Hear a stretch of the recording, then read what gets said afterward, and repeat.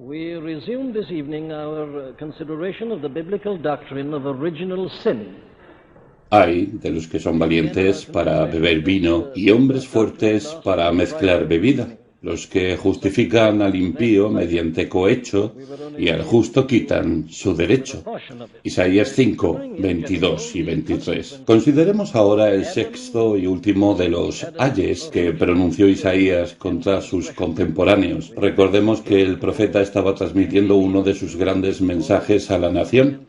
No era una reflexión suya con respecto a la situación. Ningún profeta habló jamás como resultado de sus propias reflexiones. Ninguna profecía de la Escritura, dice Pedro, es de interpretación privada. Segunda de Pedro 1:20. Eso no significa que no podamos interpretarlas privadamente.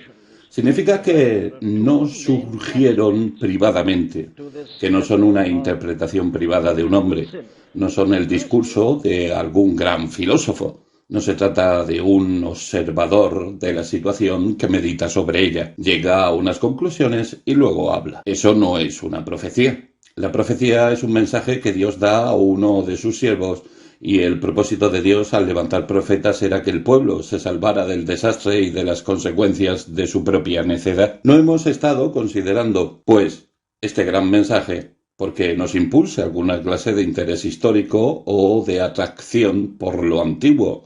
Aunque si quieres hacer algo verdaderamente interesante e inteligente, no hay nada mejor que estudiar la historia de los hijos de Israel. Es mucho más apasionante que cualquier obra de ficción. Pero no estamos considerando este pasaje por esa razón. No podemos permitirnos esos lujos porque nosotros mismos tenemos demasiados problemas. Este mensaje de Dios a través de su profeta es pertinente para nosotros porque es un mensaje perennemente contemporáneo y al estudiarlo hemos visto cada vez más claramente que estamos escuchando unas palabras dirigidas a nosotros en este mismo momento. Llegamos pues al último de los ayes pronunciados por el profeta en estos extraordinarios versículos. Ahora bien, quizá alguno piense que esto es una repetición de lo que había dicho Isaías en su anterior ay. Ay de los que se levantan de mañana para seguir la embriaguez, que se están hasta la noche hasta que el vino los enciende. O quizás creas que tiene que ver con el cuarto de ellos. Ay de los que a lo malo dicen bueno y a lo bueno malo, que hacen de la luz tinieblas y de las tinieblas luz, que ponen lo amargo por dulce y lo dulce por amargo. A primera vista quizá parezca que el sexto ay solo es una repetición o una especie de confirmación de estos, pero deseo mostrarte que no es así.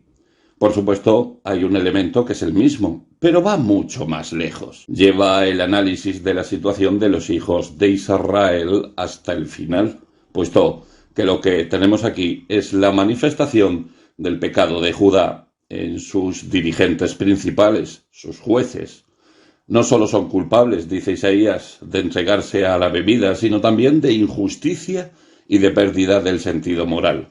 Esta es la situación que encontramos aquí. Las conductas licenciosas y la injusticia en las más altas instancias. Este ay se pronuncia contra hombres culpables de estas dos cosas, y lo que me interesa es mostrarte que ambas van unidas. Al considerar estos ayes, debemos resumirlos ahora que consideramos el último. Debe habernos impresionado y conmocionado el carácter proteico del pecado. El pecado es una enfermedad terrible y sus síntomas son casi interminables. Este es un mensaje que destaca en la Biblia.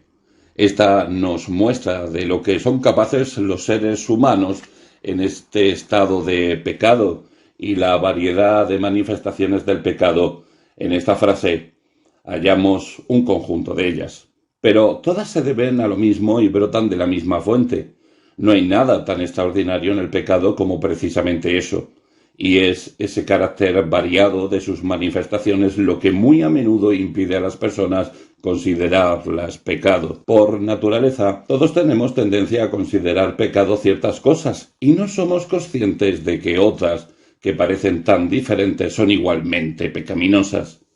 Pensemos, por ejemplo, en la forma en que se expresa en los evangelios. Había dos clases de personas que tenían trato con nuestro Señor, los publicanos y pecadores, por un lado, los fariseos y los escribas, por otro.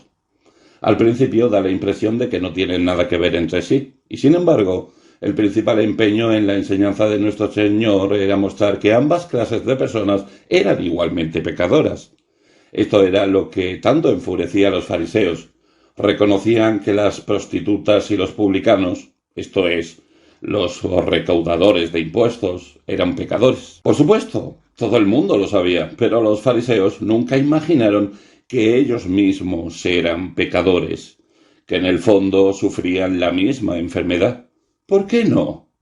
Porque no manifestaban los mismos síntomas, no eran culpables de los mismos actos, pero esta misma enfermedad puede manifestarse de muchas formas diferentes. En otras palabras, el fariseísmo es una manifestación del pecado igual que lo son el libertinaje y una forma de vida disoluta. Ambas son manifestaciones del mismo estado esencial porque, en última instancia, el pecado no es más que una relación equivocada con Dios, independientemente de la forma que adopte. Mientras sea una relación equivocada con Dios, es pecado. Puede ser muy respetable o puede ser vergonzosa y manifiestamente lamentable. No importa lo más mínimo. De hecho, podría llegar a argumentar que a los ojos de Dios el pecado respetable es mucho peor que el otro. Pero lo que quiero decir es que aquí se nos muestra que el pecado puede ser tan sutil y variado en sus manifestaciones que se burla de nosotros y nos engaña, haciéndonos pensar que no somos pecadores en absoluto. De forma que el profeta, en la sabiduría que Dios le ha otorgado, no dice simplemente sois pecadores, sino estáis pecando en este sentido y en este otro. Muestra la amplia naturaleza del pecado, se lo hace ver en detalle a los individuos y, sin embargo, muestra que es común a todos. Eso es lo que nuestro estudio ha dejado de manifiesto. Otra cosa que hemos visto claramente es el terrible poder del pecado. Me propongo tratarlo en detalle ahora porque creo que nuestra generación es absolutamente incapaz de entenderlo.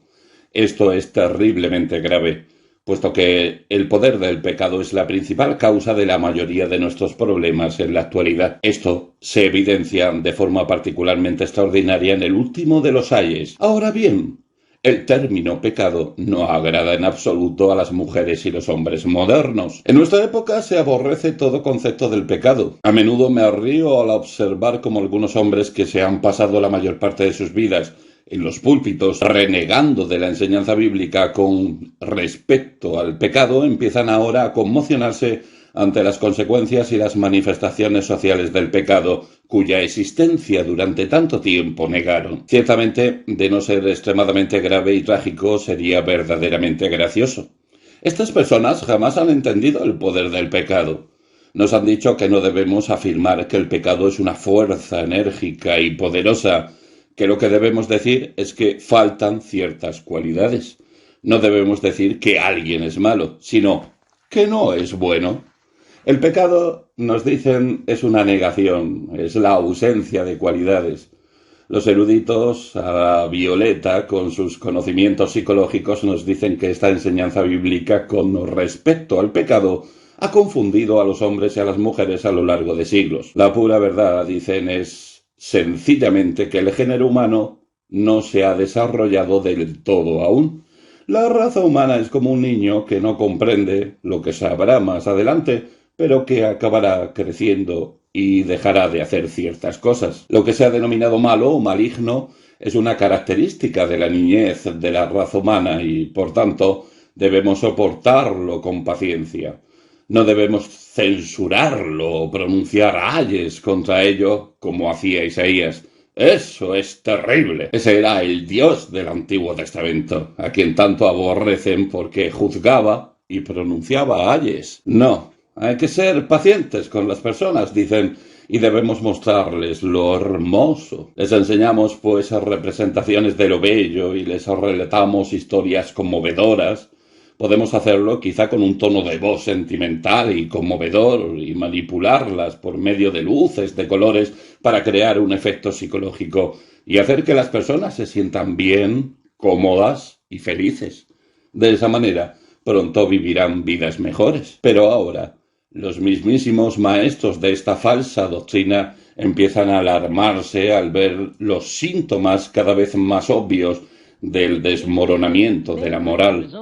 Lo que no entienden es que después del poder de Dios, la fuerza más poderosa del mundo es la del diablo, el poder del pecado. Se habla de la energía nuclear, pero no es nada en comparación con el pecado. Sé que la explosión de una bomba atómica puede ocasionar un gran caos y una tremenda destrucción, pero pensemos en lo que ha producido el pecado en la raza humana.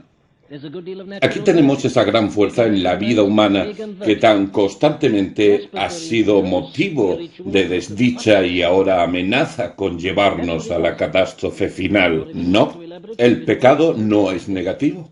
No es la mera ausencia de ciertas cualidades. No se puede arreglar, pues fácilmente por medio de la educación y los consejos. El problema del pecado no se puede resolver por medio de más comisiones gubernamentales. Pero eso es lo que siguen pronunciando las autoridades. Consideremos, por ejemplo, un reciente informe de la British Medical Association, Asociación Médica Británica, tras 2 años de estudio. Un comité había concluido su informe. En este se hacía hincapié en lo que los funcionarios médicos llevaban diciendo durante un tiempo, que las enfermedades venéreas están creciendo con gran rapidez en todos los países. ¿Qué pueden hacer al respecto?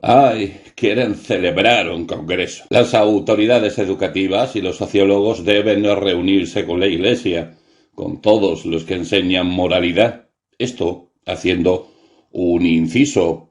Es su idea de la Iglesia, un lugar donde se enseña moralidad. Deben reunirse todos en un congreso e intentar elaborar algún plan para afrontar la situación. Ahora bien, toda esta fatuidad se debe exclusivamente al hecho de que no han llegado a comprender que, aparte de Dios, el pecado es la mayor fuerza del universo. Vivimos en un mundo en el que estas dos grandes fuerzas libran una batalla por las almas de los hombres y las mujeres, por ti y por mí. No nos enfrentamos a un problema académico. Estas no son cuestiones con un interés puramente teórico. Todos estamos vitalmente, sin duda trágicamente implicados en ello. Hay padres implicados porque sus hijos tienen graves problemas. Los propios hijos ven cómo sus vidas resultan destruidas. Están sucediendo cosas terribles y pueden ocurrir cosas peores aún. Todos estamos implicados. Así, pues, lo más sabio que podemos hacer es escuchar el mensaje bíblico a fin de aprender algo del tremendo y horrendo poder del pecado. El último de los ayes de Isaías revela el poder del pecado de forma particularmente extraordinaria. Lo primero que vemos es que el pecado no distingue entre personas. Esa ha sido otra gran falacia. Las personas solían pensar que únicamente se peca en ciertos lugares, pero el pecado es tan común en una zona residencial opulenta como en un barrio marginal. La verdad del pecado es que se da en todas partes. En este se nos dice que afecta a los más destacados, los jueces, los hombres en los que deberíamos esperar hallar justicia, equidad y probidad. Ay de los que son valientes para beber vino y hombres fuertes para mezclar bebida, los que justifican al impío mediante cohecho y al justo quitan su derecho. Por supuesto, Isaías lo expresa así, en términos de su propia civilización, pero lo consideraremos en su expresión contemporánea.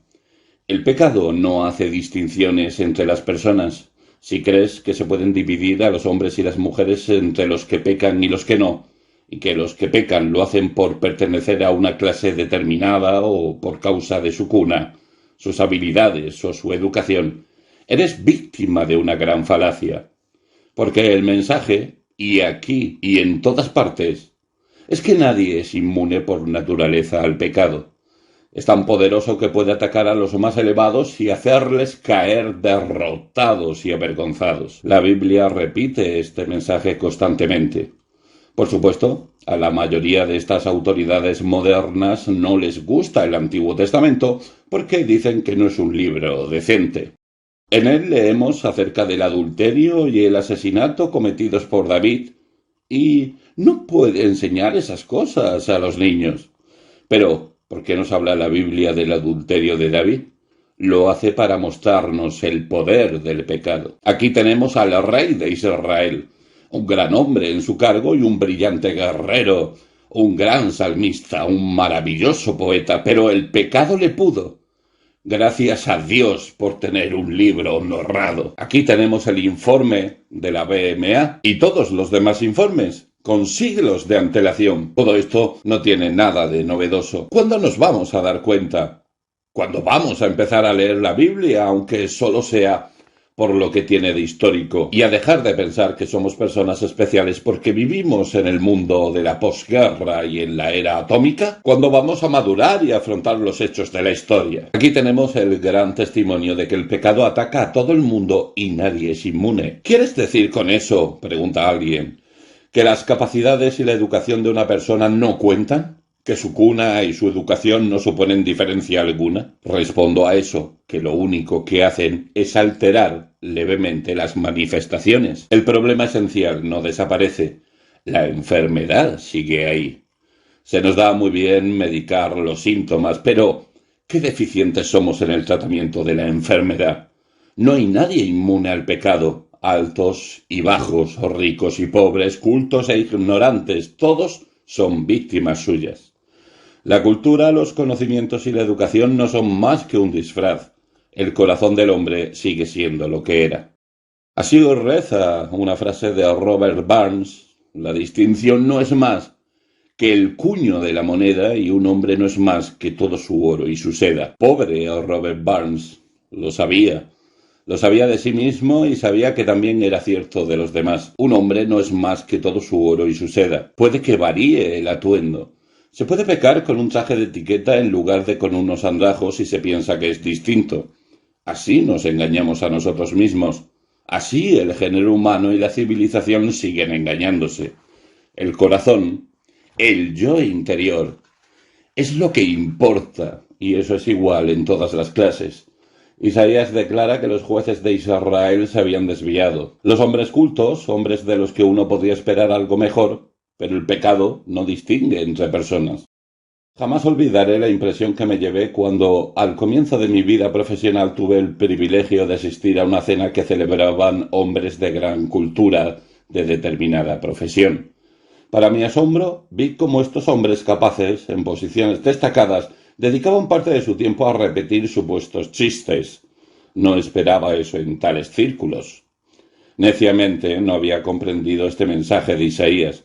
Pensaba que esas cosas solamente lo hacía cierto tipo de personas. Pensaba que eso solo se veía en las barras de los bares, que era propio de los incultos y analfabetos.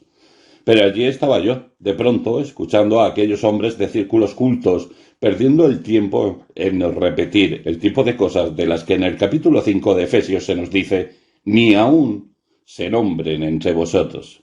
También recuerdo otra ocasión, años más tarde, menciono estas cosas tan solo para dar ejemplos de lo que quiero decir. En que me encontraba en el Hotel Claridge, también en una cena, me habían invitado porque hubo una época en que trabajé codo con el invitado de honor de aquella noche.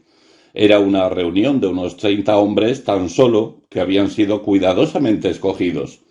Primero cenamos y luego llegaron los discursos. Nuevamente me quedé conmocionado. El hombre que había sentado a mi derecha, un profesional altamente cualificado, quedó literalmente derrumbado, aparentemente por las náuseas que le había producido la ingestión de un excesivo número de cócteles con el estómago vacío.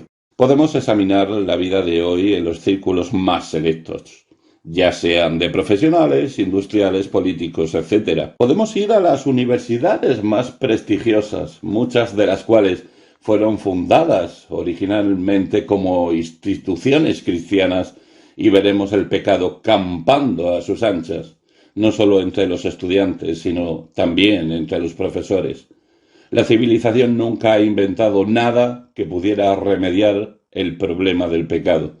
Lo digo intencionadamente porque la civilización ha sido el intento del género humano de superar ese problema. Por supuesto, la raza humana no lo expresa así porque no cree en el pecado, pero eso es lo que ha estado intentando hacer. La civilización ha intentado introducir el orden en el caos y aliviar y mitigar males, injusticias y sufrimientos. Pero todo lo que ha intentado hacer hasta la fecha para afrontar esta terrible fuerza ha fracasado estrepitosamente. No hay nada más apremiante, nada más vital que comprender que el pecado tiene ese poder y que debemos librarnos de una vez por todas de la idea de que existe algo que los seres humanos pueden hacer para solucionarlo en su esencia. No se puede. Como ya he mostrado, ese era el pecado esencial del fariseísmo. En segundo lugar, lo terrible del pecado se muestra también de esta forma. Hace que los hombres y las mujeres insulten a su propia naturaleza, su propio yo, su propia grandeza y gloria. Donde lo dice Isaías, lo expone de forma extraordinaria en estos 2 versículos. Consideremos, por ejemplo, aquello de lo que se jactan las personas. El versículo 22 es una afirmación muy notable. Ay de los que son valientes para beber vino y hombres fuertes para mezclar bebida. Esto es un severo juicio para los culpables del pecado. ¿Qué es lo que consideran su fuerte, aquello de lo que pueden jactarse? Hoy día sucede lo mismo que en tiempos del profeta Isaías. Los hombres y las mujeres tienen capacidades y facultades, tienen un intelecto, tienen una fortaleza física. Pero, ¿de qué se jactan? Bien, una de las cosas es su conocimiento de la bebida.